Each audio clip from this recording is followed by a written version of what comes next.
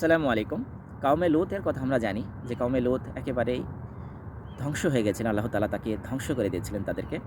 তো একদিন ৩টি ফেরেশতা কাউমে লূতের শহরে আসলেন এবং সেখানে এসে তারা চলতে লাগলেন মানুষ রূপে।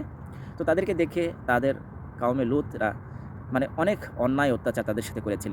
একদিন গভীর রাতে আল্লাহ তাআলার হুকুমে জিবরাইল আলাইহিস সালামের পাখার এক বাড়িতে সেই কাউমে লূতের সমস্ত উম্মতকে উম্মতকে অন্ধ করে দিলেন এবং ওই শহরকে আসমানের এত পরিমাণ উপরে উঠালেন, সেখান থেকে উপুড় করে সেই শহরটি মাটির নিচে দাবিয়ে দিলেন এবং সেখান থেকে তাদেরকে ধ্বংস করে দেওয়া হলো। কারণ তারা আল্লাহ তাআলার সাথে নাফরমানি করেছিলেন।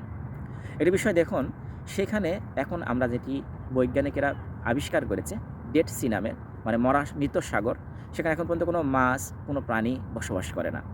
সেখানেই কাউমে লূতের সেই শহরটি আল্লাহ তাআলা বসিয়ে দিয়েছিলেন। সেখানে কোনো মানুষ বা কোনো প্রাণী কিছুই যায় না। সেখানে কোনো মানুষ যদি যায় সেখানে, সেই পানি কোনো মানুষকেও গ্রহণ করে না। সেখানে মানুষ ডুবে না। মানুষ কিন্তু পানিতে পড়লে ডুবে যায়, কিন্তু ওখানে ডুবেও না। তাহলে আল্লাহ তাআলার পক্ষ থেকে এটি একটা নিদর্শন আমাদের জন্য, শিক্ষা যে আল্লাহ তাআলার নাফরমান বান্দাদের সাথে আল্লাহ তাআলা কী করতে পারেন।